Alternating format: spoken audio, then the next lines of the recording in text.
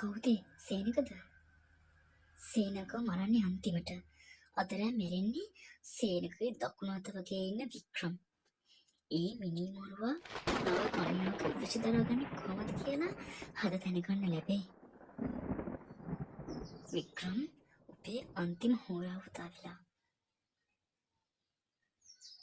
මගේ අම්මගේ කරාබු දෙක ඔබ අතින් ගලවද්දී ඔබට කිසිම අනුකම්පාවක් හිතෙන්නේ නෑ නේද? අදේ පව්වලට වන්දි කියවන්න ලෑස්තිව යන්න.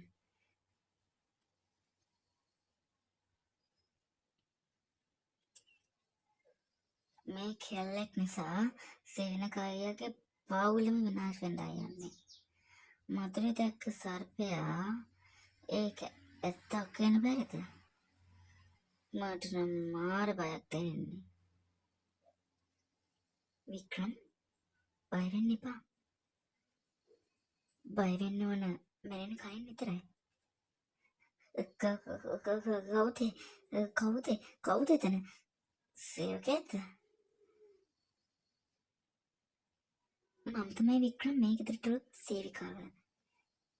ඇයි මේ රේ තනියම? සර්පයෙක්වත් ඒ කියලා බය නැද්ද? මේක මොන විකාරයක් කියවරමද? බලයන් යන්න ඇතුළට මට තනියම එන්න දීලා. මම යන්න. හැබැයි ඔයාට තනියම ඉන්න ලැබෙන්නේ නැහැ. ඔයා බලන්න හිටපු කෙනා දැන් එනවා.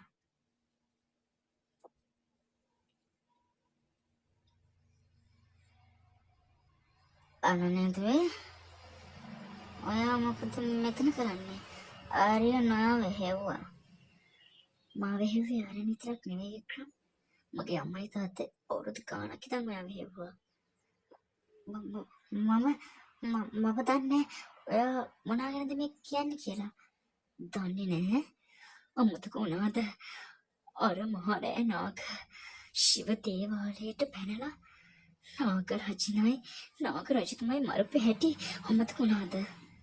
ඒ ලේත් ඇවුණු අතින් නාග මාණෙක්ගේ උදුරගත්ත හැටි. ඔබ කවුද? ඔබ කොහොමද ඒක දන්නේ? මම තමයි ඒ මැරුණු දුවගේ. ඒ මැරුණු නාග කන්‍යාවන්ගේ එකම දුව. නාග කන්‍යාව අනන්‍යා. කොහෙද යන්නේ වික්‍රම්? අපි 8 දෙනෙක් කියවුවා. ඒකටද හම්බුනේ එකෙක් විතරයි. අනිත් 7 දෙනාටත් මේ එනවම තමයි. අනේ සමාවෙන්න මම නෙවෙයි ඒක සාසන කළේ. සේනකයි අනිත් අයයි තමයි. මිනි මරුවන්ට කවදාවත් සමාවක් නැහැ.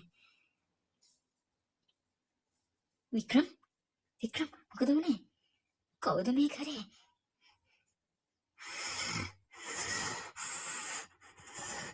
සර්පයා නාග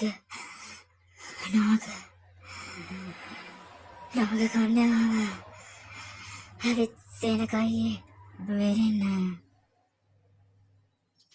අනේ මගේ මහත්තයා කවුද මේ අප්‍රාණ කළේ? සර්පේ කොහොමද මිනිහෙක් මරන්නේ? ඒක සාමාන්‍ය සර්පෙක් නෙවෙයි. මොදර කිව්වේ ඇත්ත. කවුරු හරි අපේ පරණ හොතරෙක් මේ ගෙදරට ඇතුළු වෙලා ඉන්නවා. සේනක මට බයයි. මිනිමරුව 8 දෙනෙක් ගැන නේද යා කිව්වේ. වික්‍රම් එක්කෙනෙක්. එතකොට ඉතිරි අය තාත්තේ මොකද